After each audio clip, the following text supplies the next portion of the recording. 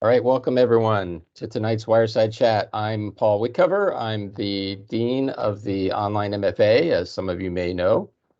And I'm joined tonight. Oh, before I get into that, I should mention that I am recording this event, and this will be posted in our YouTube playlist at some point relatively soon. I never know exactly how long it's going to take them to process everything, but announcements will be made when the recording is ready for viewing.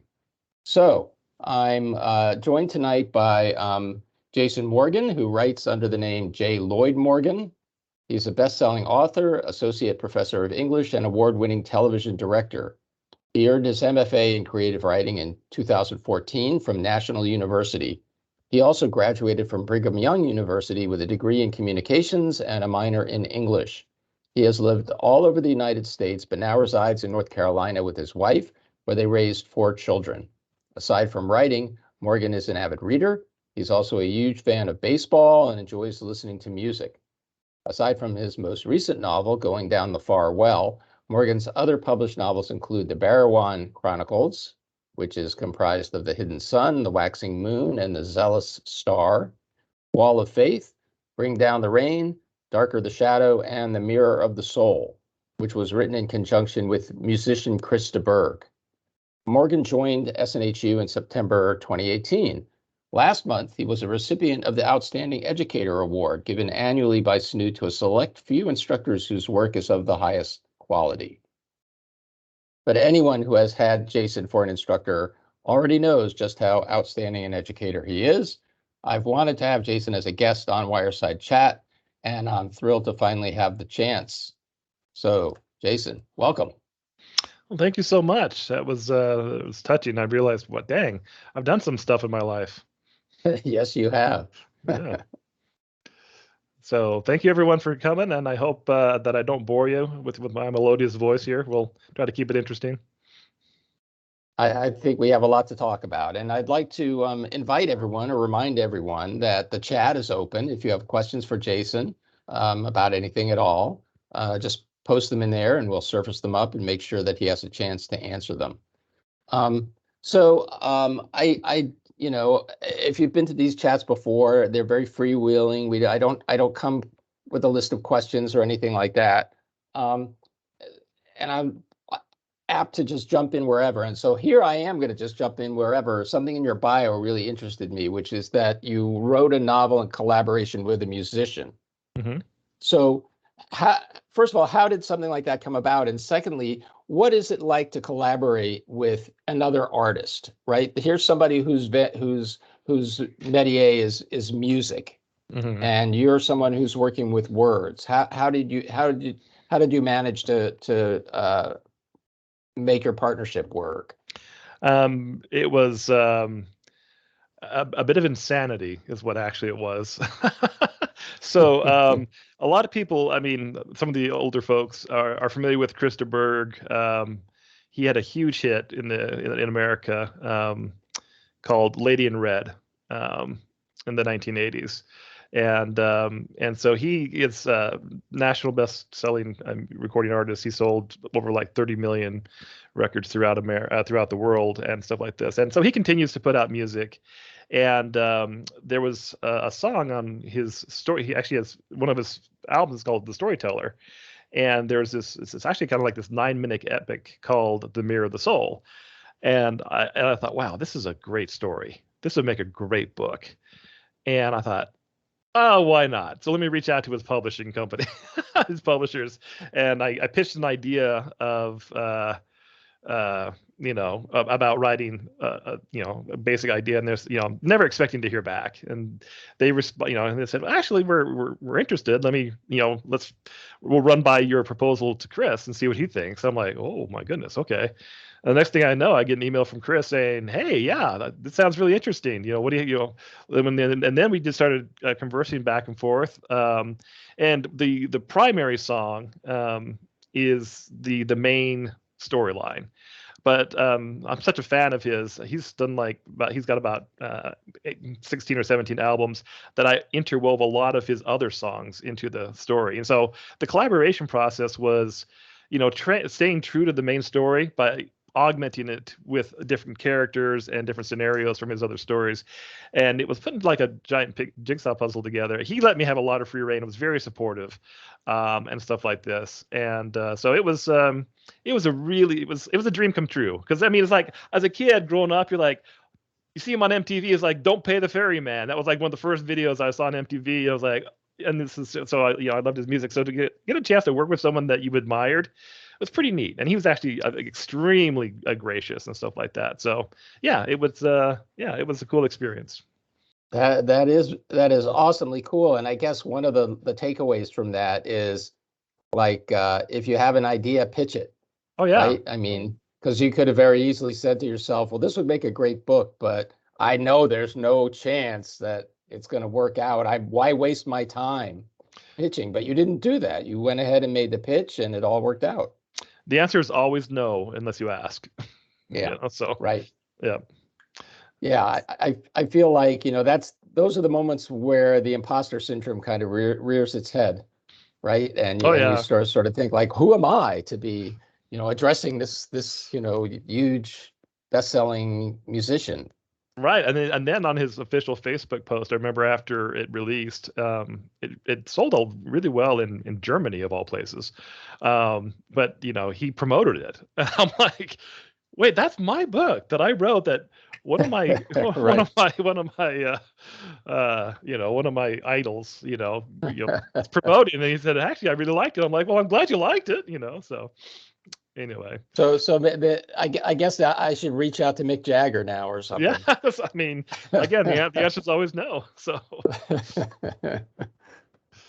so tell us a little bit about your writing journey. Like, how did you get started?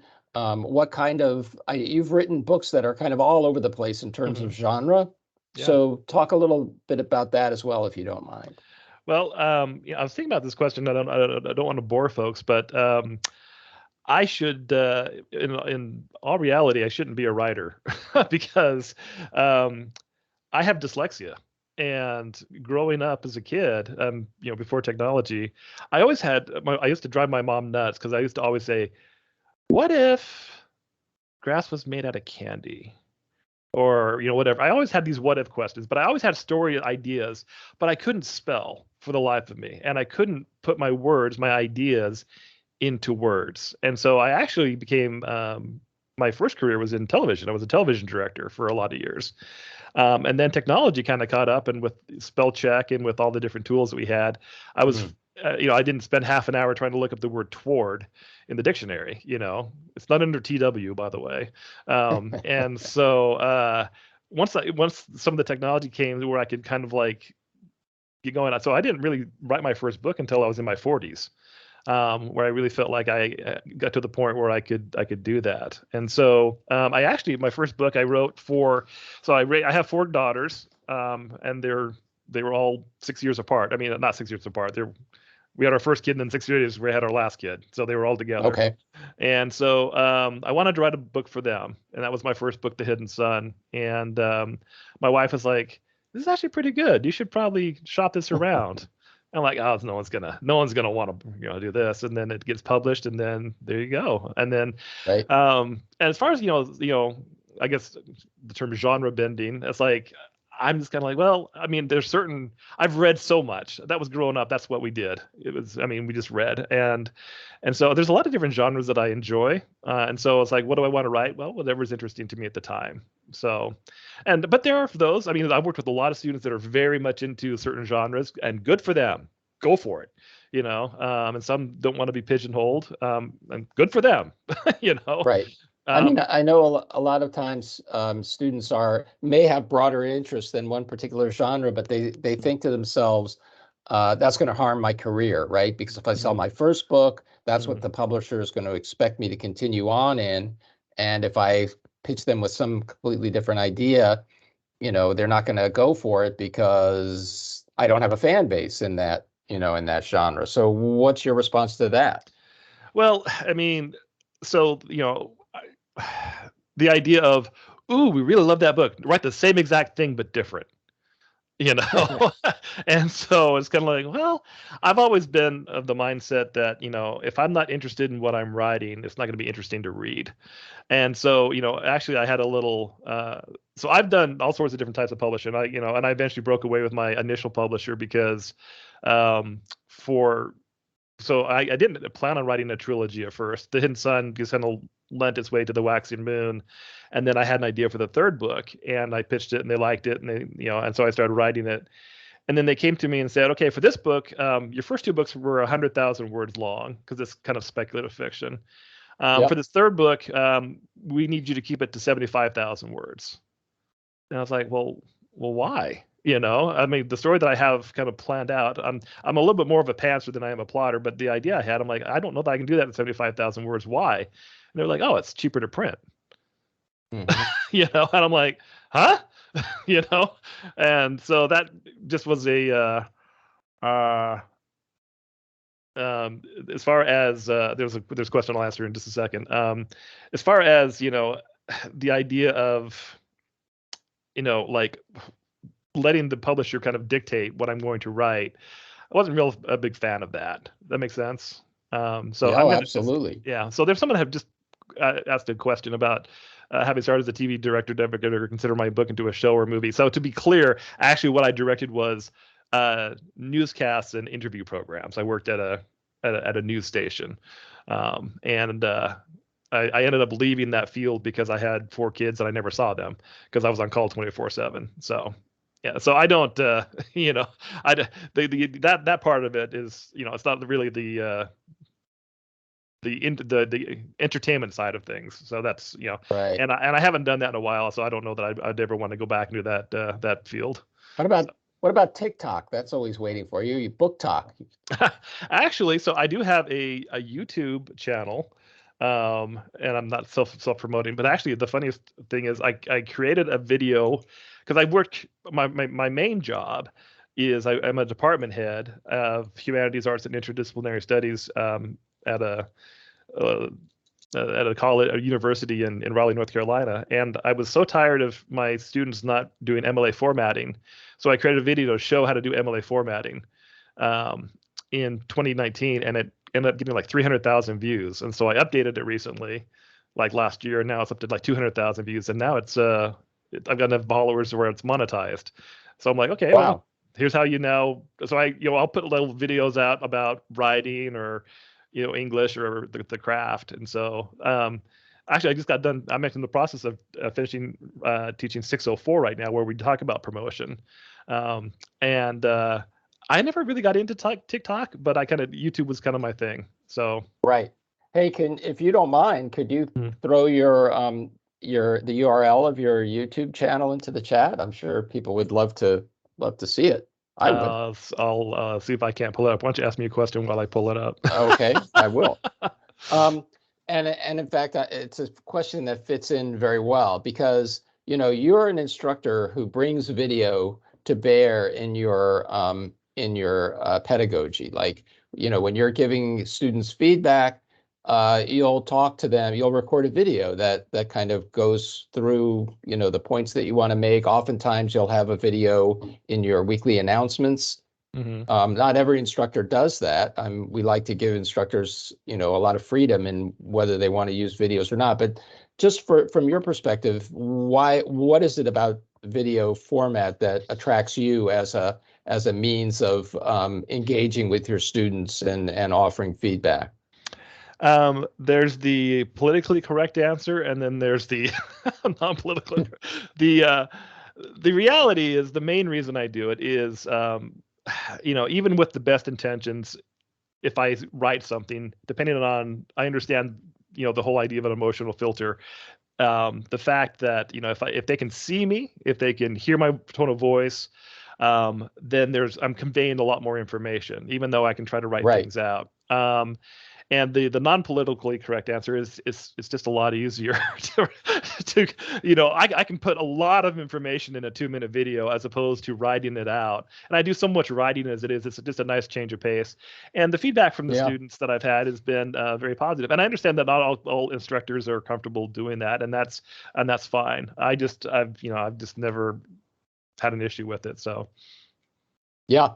And it's true. I mean, a lot of your students will reach out to you. They reach out to me, and they're very appreciative of the effort that you put into your videos. So thank you for that. sure, yeah.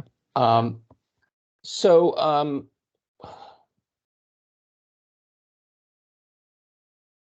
I guess I'm going to segue into one of the things, one of the bigger things that we wanted to talk about tonight, which is theme, the idea of theme in fiction. This was a subject that you had mentioned that might be of interest to our students. So first of all, why did you think that this would be a topic that would be of interest to students? Well, it's for a couple of reasons. One of my favorite classes that I teach at my other job is it's basically introduction to literature. I try to teach it more like a literature appreciation class, where I try to get the students, because a lot of my students are right out of high school, and the only books they've ever read are books they've had to read for school. And so I'm trying to get them to connect their lives to the written word. And it's like, look, regardless of what text it is, you can find something to connect with. And as I've been working with, so I've been here, several years, and I've taught the capstone courses several times. I think, a lot of writers aren't really sure what theme is and how to incorporate that in writing. And I think there's a very good reason why that's an issue, because I'm kind of doing, some extra research for tonight. I could not find a unified definition of theme. Yeah, it's true. I mean, and there's people that say it's this thing, and then there's people who say it's this other thing, and sometimes they conflict and contradict each other. Generally, I mean, for me, when I've been, what I was thinking as been working with my students who finish up the MFA program, as they finish their first draft at the end of 701, I'll ask them, I say, okay, well, what are the themes of your book? And a lot of the time they don't have an idea. They don't even consider it. And they have themes. They just may not recognize it. And I said, well, for me, I actually have a quote here from kind of a fairly famous author, Terry Pratchett. The first draft is just you telling yourself the story. I'm a big believer of that. I really don't know what my story is until I'm done with my first draft. And then so once I'm done with the first draft, I'm like, okay, now I can understand more what the story is about. And I can look at the thematic elements. And when I go to do revision, that helps guide me during the revision process. When you say you can look at the thematic elements, though, what are those elements that you're looking at? Well, so the best definition of theme is it's an important idea that's woven throughout the story. And okay. Let me just jump in there, because I want to distinguish the theme from a moral. Like a theme is not the moral of the story, right? It's not the lesson that the story is trying to teach you. No, in fact, I think that's a common misconception. Is like, because I mean, again, being older, when I was a kid watching cartoons, you'd watch a cartoon, and then the last 2 minutes are like, so kids, the moral of this story is, whatever. The theme is, okay, I got another addition to this, is the theme is like at least a big idea about our world with actually what happens in the text. And that's where it gets a little muddy. It's like, okay, what are these big ideas? Are they universal or not? We'll get into that in just a second, because that's something I'd love to hear folks' insight on this. But it's like, okay, once I get to know my characters, and once I get to know what the story is about, it's really what drives the character. What drives someone to do something? The character wants to do something, and stuff gets in the way, the conflict, the obstacles and stuff like that. And as they grow and develop, what drives them to do different things? And often these challenges or these obstacles that they have to overcome have kind of a commonality. There's some sort of element of whatever. So, for example, my book, Bring Down the Rain, I realized when I finished writing it really had a lot of elements about dealing with what the concept of sacrifice is. And actually, just for a quick 30-second story, the name, I don't come up with the names of my books until I'm done writing them, because I want them to be relating to what the book is. Just out of curiosity, has anyone ever heard the term, not make it rain, right? But bring down the rain. Has anyone heard that phrase before? Just throwing that out there to anybody. It kind of has a musical ring to it. Isn't there a song about bringing down the rain? I'm sure there's all sorts of different, I'm sure there's different things. Someone's mentioned it's a country song. Some people said no. Some people have said yes. Kind of just depends. So in the context of this, so growing up, I played baseball. That was my sport. And for those who know anything, again, it has different meanings. But this is the meaning that I drove from. Small little baseball lesson. If you're trying to get a runner home from third base and there's less than 2 outs, one way to get them home is that the batter can hit a deep fly ball, and then the outfielder will catch it, and the batter will get out. And then if the runner from third can make it home before the throw comes in, then they can score the run. Because the object of the game is to score more runs. And sometimes the batter will have to sacrifice themselves. And so my coach would say, sometimes when I'd go up to bat, he just wanted to run home. And he'd say, bring down the rain, mean hit the ball so high in the air that when it comes down, it brings down the rain with it. Okay, cool. And the main character of the story was a really good baseball player before he got into an injury, and that he wasn't going to be able to play anymore. So there's like the baseball part of it. So that's kind of it's a term about sacrifice. And I'm like, okay, if the story has these thematic elements about sacrifice, when I go back in, what are some things that I can add that can really kind of enhance that? And this all gets back to, why is the theme important in period, and why I want to bring it up? Because I think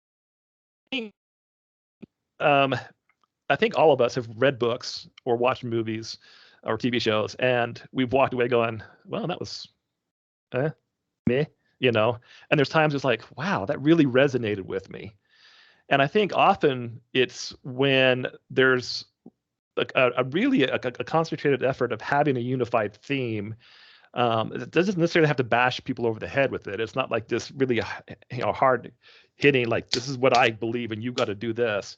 It really kind of opens up questions. If you could think, if I walk away from reading a book and I think about what happened and why, then I know that it's very satisfying. So I think that the idea of having kind of like theme as part of what we're trying to write makes it a stronger product and a stronger story. So would you say that, generally speaking, theme raises questions in a book rather than answering them? Well, I would say that I think if it tends to, I think themes should, again, this is my personal opinion, kind of raise more questions. I think if they're trying to answer it, then it kind of seeps over more to the moral thing. And there was a question in the chat that says, yeah, I'm gonna pull the question out of the chat now. Okay. Do you feel that theme drives characters, or do characters drive the theme? Which comes first, the metaphorical chicken or the egg? Well, thank you for the question. And the answer is, it depends on who you are as a writer. Again, for me, if we have the, for lack of a term, spectrum of plotter and pantser, I'm here. I'm very much a pantser. The best ideas come to me while I'm in the act of writing. For me, that's the magic. That's the creative part. Yet I know, working with a lot of my students, they're very much more on the plotter side. So, I think it depends on the way that people approach writing. For me, I discover the theme as I'm writing. There are others that have a theme in mind and they will build their story based on that. So which one comes first? I think it kind of depends on the way you approach writing. Right. Where you're the author of your books, right? Every writer is the author of their book, except for ChatGPT. So you're writing this book, and you write the first draft of it, and you're reading over it and thinking about how you're going to revise it, and you start to notice the themes, as you said. Mm-hmm. But you put those themes in there, right? Oh, yeah. They didn't just come out of nowhere. So Right. how is it that you didn't recognize them until this particular point? Well, and I think that's one of the questions that I ask in general, because when I have students study books or plays or whatever, in fact, it's well, I'll answer that in two different ways. So for the class that I'm teaching right now, we're studying Raisin in the Sun. And there's a lot of thematic elements. There's the main one that's kind of what you can do research on. But the final paper is, what are the themes that the students take from it, right? And so they're valid as long as they can back it up with reasoning and textual evidence. And there's times when the stuff is there, and I've had people write an analysis. what's the plural of analysis? Analysis. I actually don't know. Analysis is but that have done of some of my books, and they're like, oh, the thematic elements with this. I'm like, no, they're not. I mean, yes, they are. I mean, you clearly have made your point, and you're using textual evidence, and I'm like, I put it there, so I guess it must be a thing. So how much of it is it done on a subconscious level, and how much of it is a conscious level? So I think that's a analysis is the plural. Thank you for that, Don. But I think for me, because of the way that I write, like I said, I just kind of write and ideas come to me while I'm writing. I think it's more subconscious, and then I go back in and I'm like, okay, this is what it's almost like I'm packing. It's like I'm packing to go somewhere, on vacation. And then I open up my suitcase. I'm like, I don't remember putting that in there, but it's there. And right. I can't deny that it's there, and I'm the only one that puts stuff in my suitcase. So. I mean, I actually write very much the same way that you do. I'm very much a pantser. I don't have a preordained plan. Certainly don't have any themes in mind when I set out to write a novel. But I do find that with experience has come the ability to maybe detect the theme a little bit earlier than after the first draft, or not detect the theme, but detect a possible theme, right? Right. So you're writing along and you're like, oh, here's an element that I could develop further. Here's something that I could keep in mind and sort of enhance and play with as I continue to pants my way through this novel. I have no idea what it's going to turn into, mind you. I don't know. I still don't know what I'm trying to say, if anything. But it's just something. It's an interesting correspondence, right? Or it rhymes in some way with other things that are happening in the book, right? So I'll just decide, well, I'm going to play with that for a while and see where it goes. And I agree, because as I tell my students, I often, I really don't find my tone, my voice, and really understand the story until I get a few chapters in, and then I always go back and rewrite the first few chapters, because I'm like, now that I know what the story was about, because I sometimes will foreshadow things that I never do, or I'm like, man, I really should have foreshadowed that. So yeah. there was something here. There are a lot of great quotes, stuff here in the chat. So, Dean, would you mind reading the one from Amber? Yeah. Okay. It says, maybe themes are also built on perspective and personal context, so non-primary themes may hit readers differently than the writer intended. That is beautiful. Okay. Because one of the challenges that, as I was doing, again, some digging and research into theme before this meeting, or this wire chat, was one of the definitions. It's a universal truth, and that kind of struck me interestingly. It gave me a reason to pause, and I think So let me throw that out to folks in the chat. What are people's thoughts about theme being defined as universal truths? Feel free to throw your thoughts into the chat, everyone. So again, the question is, universal, the universal truths or the universal, concepts. So Maybe. here's a response from Michael, who says that's reader response theory. We always bring something to the reading, even if we read something at different times during your life. Mm-hmm. And that's I mean, this is a somewhat slight segue, but it's extraordinarily interesting to me how encountering the same text at different points in your reading life will allow you a new perspective that will bring new themes to light. And in a way, that's the sign of a lasting and enduring work, I think. That a powerful artistic statement, because it's not just one thing forever. Yeah, I mean, I can't speak for everyone else, but I mean, there's certain books that I will go back and read, like, once a year. Some of my favorites, and there'll be times I'll be like, wait a minute, when did the author put this in the book? Yeah. And it's been there, but my life has changed. So I think that the concept of I tend to give pause to anything, to generally towards things that are absolutes. And so for something to be universal, is, because I'm not the same person I was 20 years ago. I'll probably, if I live, heaven forbid, heaven forbid, if I'm, live 20 more years, I'll probably not be the same person then. So I think there's a lot of what people are saying is like, the perspective of what people read. I may intend something, and I will tell you, and I don't mean to ruffle any feathers here, but it drives me crazy when English teachers say, "What did the author mean?" And my response is, "I don't know, because I'm not the author." It's like, I'm not sure even the author knew what they meant. Right. I personally don't believe that the author knows what they mean. I always feel like authors are the absolute worst people to ask about, like, to explain a story or something that they wrote to you, because they're telling their truth, but that's not necessarily your truth from the story. I mean, as a writer, you write the story, then you let it go. It doesn't belong to you anymore. It's not yours to interpret. And that's the thing is, so actually I want to comment something on Vanessa, and Yep. then I want to just share a little thing about the idea of once you kind of let something go, it's gone.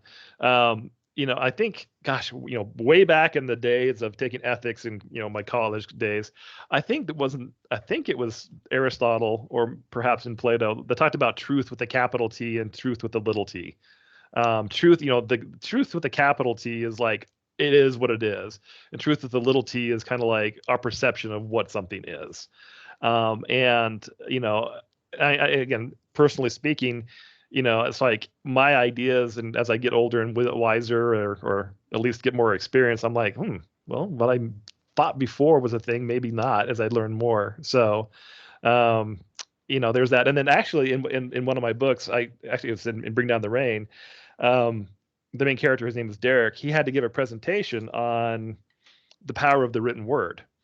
And he related it to, because again, this is kind of with my experience in writing for in television, is like, once you speak into a microphone, it becomes an electrical signal, and that signal will just keep going on. And usually the signal actually in the wire is very, very small. It'll then get to a transformer or something where it will then amplify it and interpret it different ways, and whatever. So once you said it travels on until it has a reason to stop. But when it's received, it is then changed by whatever receives it. And so in that regard, it's like, especially, you don't want to be that author. Well, I don't want to say that because that's an absolute.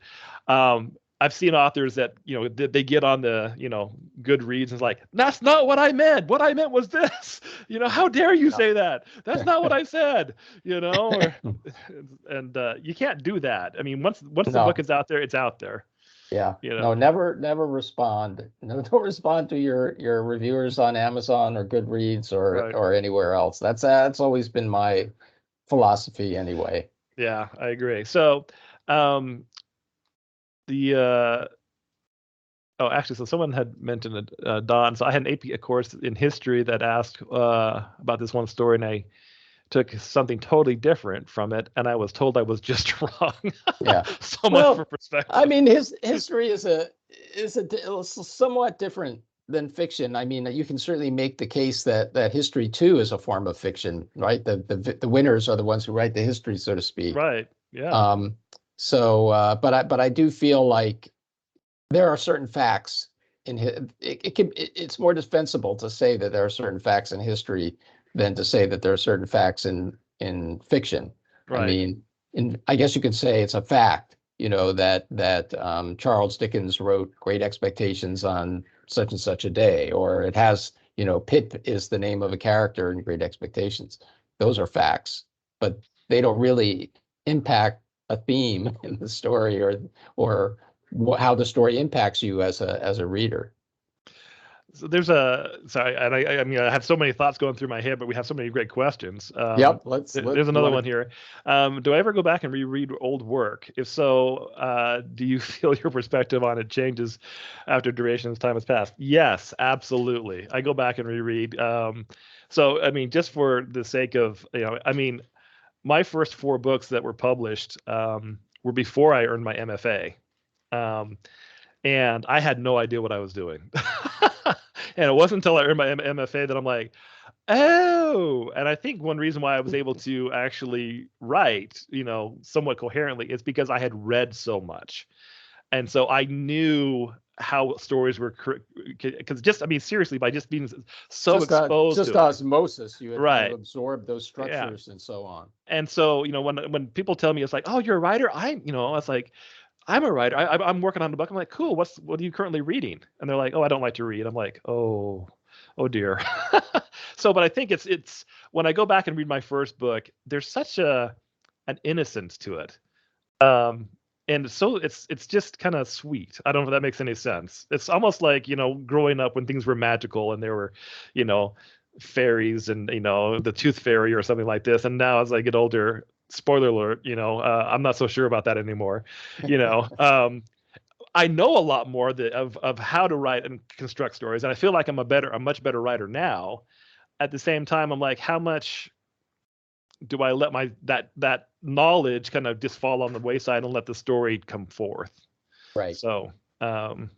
Yeah, that's a great point. I mean, I'm just thinking back myself to like some of my early novels, and there is something there that I can't really do anymore. And I think it's naivety, it's like the idea that something spontaneous stuff still happens to me because I'm a pantser, as I said, but Right. I don't think, what it is? I don't think that I can be drunk on my own words in the same way that I could when I was just starting out, because now that critical part is always there going like, oh, you're going to have to cut that. That's one of those darlings you're going to have to kill. It doesn't belong here. Whereas before I wouldn't have known that. And I left some stuff in that now I would take out, but that made the book better. Well, and so actually, to that point, again, shameless promotion over my corner. So the second edition of Bring Down the Ranges came out, and my publisher wanted to do an audiobook with it this time around, and so I had a chance to kind of go back through, and I just it was a solid book. It had legs, so it just kind of kept going. But I went back and had I was able to kind of not really fix some things. I say enhance some things based on what I had learned, and I thought it made for a stronger story. But I also have the saying: stories are never done; they're only due. Right. And so there is. And I can't speak for everybody else. For those of you who have finished, I'll ask you, Dean. I'm sorry, I feel weird calling you Paul. It's just whatever you. I mean, the first time you said that, I was like, "Who the hell is that?" But yeah, I know. It's just it's a thing. But it's like, I don't know about you, but when I'm done finally with the final draft that's going to go off into the world, I am so sick of that book and its characters. I am just like, I just can't. And someone mentioned in the chat, it's like sometimes they need a good year away from it to really be able to go back and look at it. It's and I think having that space and time away from it is very helpful to be able to get some perspective. And you also talking, kind of referring back to reading work that I've done before. It's interesting because I can be like, I can, it's like, as I'm reading the book, I'm like, I know exactly what was going on in my life at that point in time. Right. Because what's ever happening with my life seems to find its way as I'm, because I think it's, writing is very cathartic. Yeah. And so, it's a great form of therapy. Granted, it could be, in any kind of genre. It doesn't have to be a self-help book or anything like that. So, Right. Right. It doesn't have to be a thinly disguised memoir or anything like that. mm-hmm. What you were saying earlier reminded me of a quote. I can't remember who said this, but it's something to the effect of novels are never finished, they're only abandoned. Actually, I said that. No, I didn't. But that's about right. I mean, because or the person that will say, "Oh, I'm working on my book," and they're like, "Oh, how far have you gotten into it?" Just about got my first chapter perfect. Right. I'm like, well, guess what? You write the rest of the story. Yeah, you're never going to get to your last chapter if you're. Yeah. So. But you know what? That's something a lot of our students face, right? They feel like they can't move on until something is perfect, or maybe they don't even put it to themselves that way, but there's almost a kind of like iterative obsession that they just have to go over the same stuff. I did that for many, many years. It was a hard habit to break. I don't know if that was anything that you experienced in your own work. I would say, I mean, it's something I learned over time where, because my first book took me a long time to write because I was writing it piecemeal here or there. And now, I write during the Christmas break and I write during the summer because I'm so busy with my other stuff because I want to have my head be fully clear when I'm focusing on it. And it's gotten to the point where I kind of just have to let it go, if that makes any sense. I don't. It's hard to say. It's I realized that revision is part of the writing process, and I realized that sometimes it's just I have to get the ideas down. And I mean, some of the best ideas I've come up with never make it into a book. They may end up in another book. Right. Right. Don't ever throw if you write if you kill one of your darlings, don't kill it. Just wrap it up in a nice thing and put it on a shelf somewhere in case you need it later on. So I think that's one of the approaches to take. And actually, to something you had mentioned earlier about this is a discussion that we have, especially with the students that really matriculate through the program, is the idea of, because we're critical readers. And this job, I love this job. I love teaching these courses. It has, there's an occupational hazard to it though. I have a dickens of a time, excuse the pun, sitting down and just picking up a book and reading it for enjoyment. Yeah. It's, I feel like part of me has lost that ability. I can't turn. I'm trying to turn off that analytical part of my brain, but it's really a challenge. I don't know if you've run into that or not. Oh, I absolutely run into that. It's become increasingly difficult to have that sort of reading experience. And in fact, one of my little theories is that, writers are people who try to create for others the experience that they once had in reading, that joyous feeling of losing oneself in a good book. That gets harder and harder as you become more aware of the little tricks and tropes and everything that's going on, and more aware of on a sentence level even of what the writer is doing. It's hard to relax and forget about all that. So someone's asked, wait, it doesn't get any better? The answer is, it depends on who you are as an individual. I mean, it's again, everyone's wired differently, and the way that they go. It's just, right now in my life, I spend so much time working with students and working on their concepts that it's just, that's really kind of the way that I think. Perhaps once I retire, and I'm focusing just retire. What's that? That's when I die. Yeah, writers like books are never finished, merely abandoned. Right, that's right. So let's man, there's so many great Yeah, comments here. questions are coming like wildfire. There's one up here I wanted to give to you. Sure. See if I can find it here. Yeah, here it is. This from Bethany says, I find it hard to get through the middle because I question if I've revealed too much too early. And I feel like the question of like,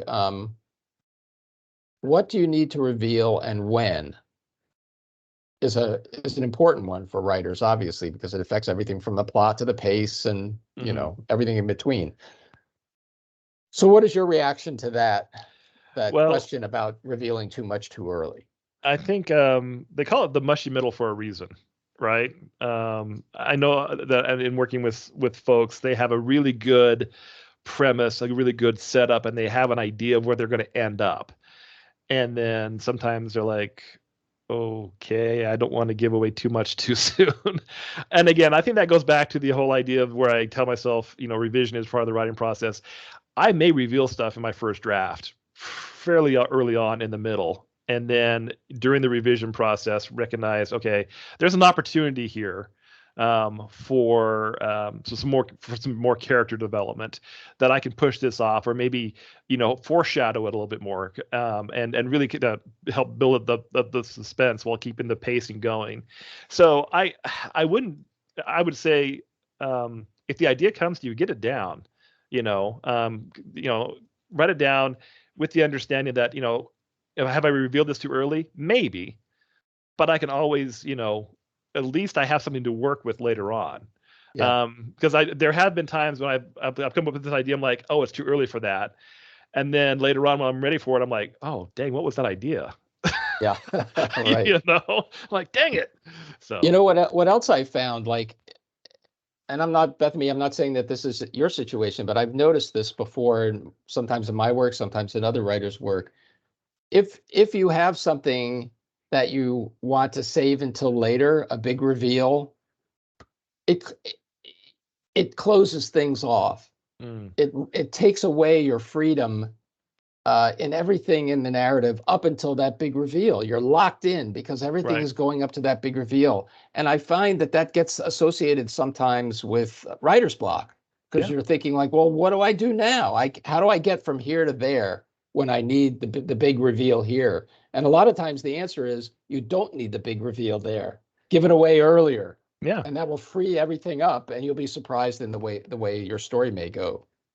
Something really surprising, something that surprises you as well as the reader, right? Because if you already know what the surprise is, it's I feel like that foreknowledge communicates itself in some way to the reader.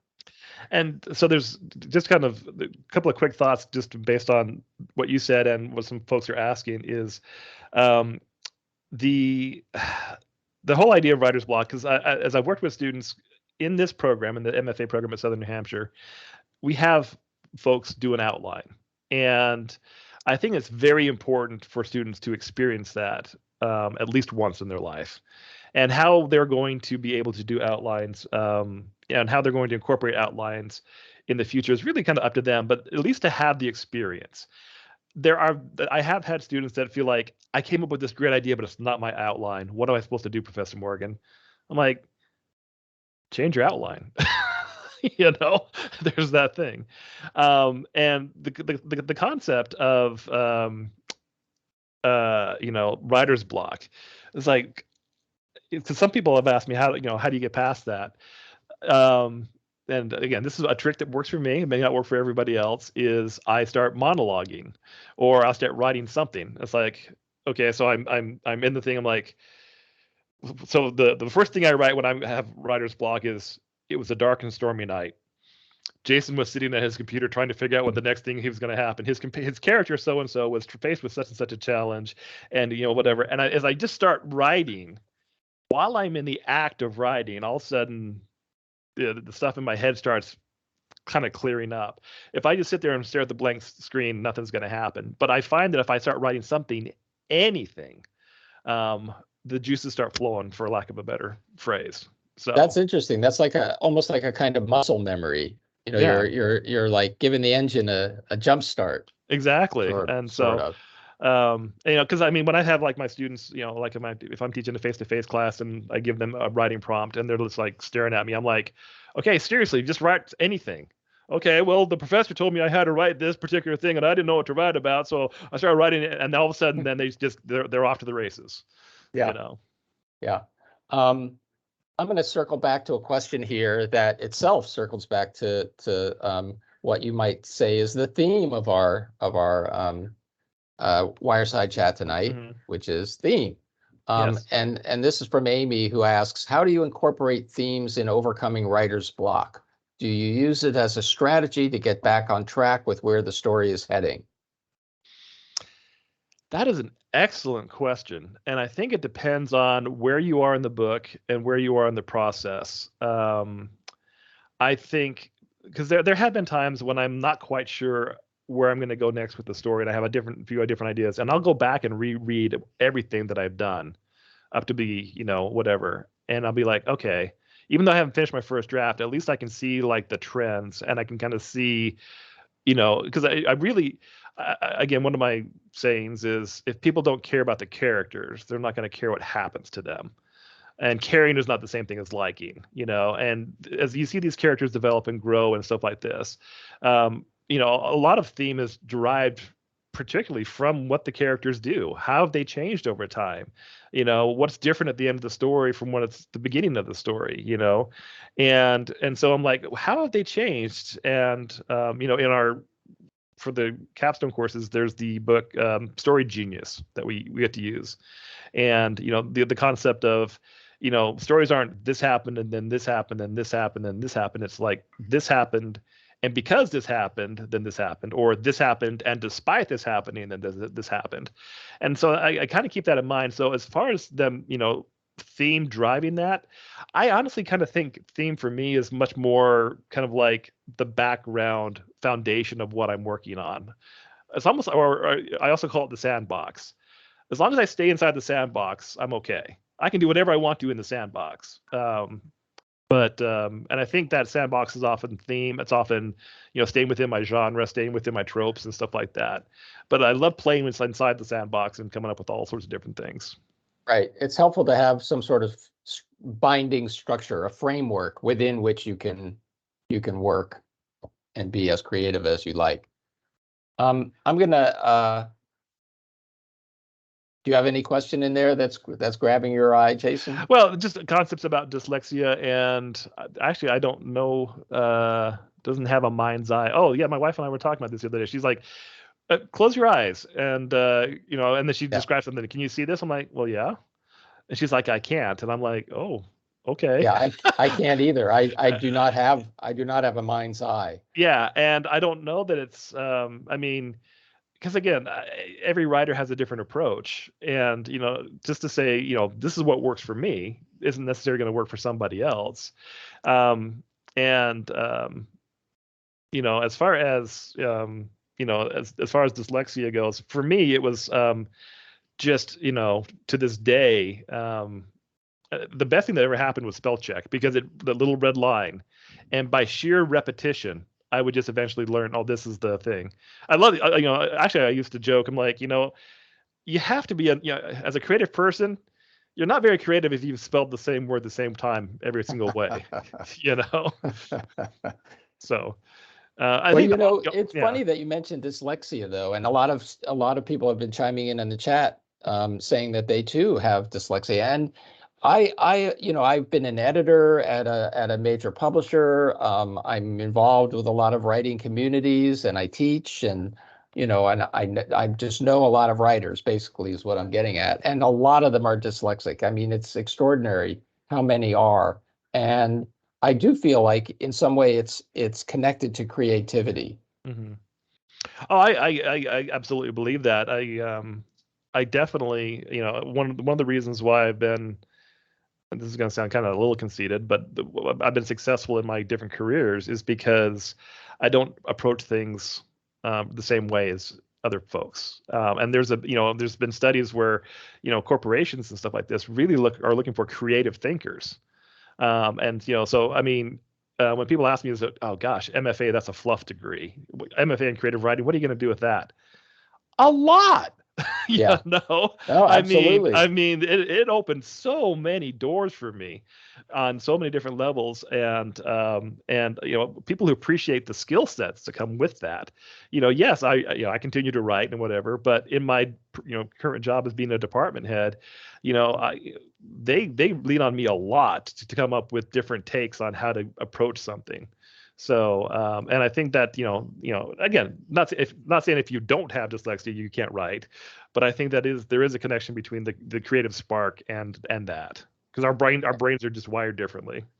Yeah, absolutely. And I feel like, there are ways to adapt to all of this stuff, that whether it's dyslexia or aphantasia, you can kind of train yourself to work with these conditions. I don't think they have to be debilitating at all for a writer or a creative person.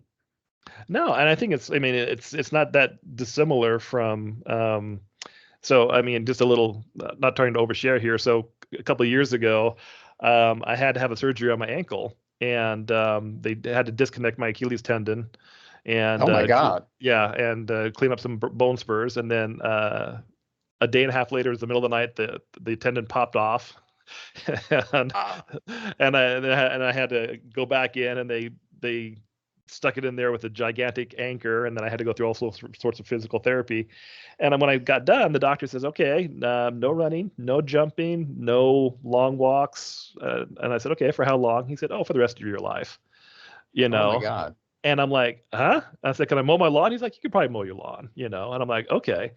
But you find ways to deal with life when you have these things. I mean, so there's everyone has these things. And I also want to just, seems like a non sequitur, but just put a plug in for an MFA degree for those of who are listening and who want to go into education. Some folks may not realize this, but in education, and Paul, you may have a different way of understanding this, but this is my understanding, that a lot of the major colleges, there's different like ranks in academia. They're almost like military ranks, and it's like you have lecturer, instructor, assistant professor, associate professor, and then full professor. And an MFA degree is considered a terminal degree, which means that's actually well thought of. Yeah, And it doesn't mean it's going to kill you. no, I mean, and actually, when someone first asked me, it's like, "What's your terminal degree?" And I'm like, "I don't have one. I'm still alive." And then I realized, oh wait, an MFA is a terminal degree. But that for a lot of schools, I mean, when you have an MFA, a terminal degree, you actually could enter in right at assistant professor. And again, I was just recently promoted to associate professor, that's where I had to be, 8 years at least as an assistant professor, and you have to do a lot of things to become an associate professor. And then I don't think I'll ever make full professor, because that's a big deal. But so for those of you who want to actually do, writing and teach writing, your MFA also opens a lot of doors in that regard too. So. Yep, absolutely does. And I recommend it. I mean, I think, if you can afford it, we don't want anybody to go broke pursuing their MFA, but I think it can be a real help in your career as a writer. It's a shortcut. So someone says, "I hope I didn't make a mistake in picking the MA." The answer is no. You did not make a mistake. I mean, any education is an investment in yourself, right? Yeah, And so I mean, I have a lot of professors that answer to me that have MAs, and it's not like they're frowned upon or anything I like don't have an MFA. I have an MA. I have an MA in English and creative writing. Yeah. So, and that's what qualified me to teach to be the dean of the MFA program. No, it's weird, but yeah, MA is perfectly fine. It's just not a terminal degree. That's the only difference. People that get MAs typically go on, if they go on, they'll get a PhD. Right. Whereas an MFA, some people will go on and get a PhD. They offer PhDs in creative writing now. Strangely enough, that is not considered to be the terminal degree in the field. The terminal degree is still considered to be the MFA. And I think, I mean, without getting into too much in the weeds, I think the way it was explained to me is the MFA is you're actually demonstrating that you can do the thing. You Yeah, know, the PhD is more like the theory the theory behind it, behind it. That's right? absolutely correct. You Yep. know, and so I mean that's why that's why there's a distinction. So Yep. Well, folks, we've come to the end of our broadcast day here. It's 9 o'clock. Thank you so much. And Jason, thank you so much for joining us. Been a real pleasure. I want to wish everyone a great Valentine's Day if you celebrate, and we'll have another great guest next month for the next edition of Wireside Chat. I hope some of you in the MFA program will be attending MFA WIP tomorrow. I'm really looking forward to that. And later this month, we have our Instructor Spotlight Word for Word event where we're focusing on poetry. And we have an instructor from the MA program and an instructor from the MFA program who will read their poems, talk about poetry, talk about its relationship to fiction, and all kinds of cool stuff like that. So on that note, we'll stop the recording. Wish everyone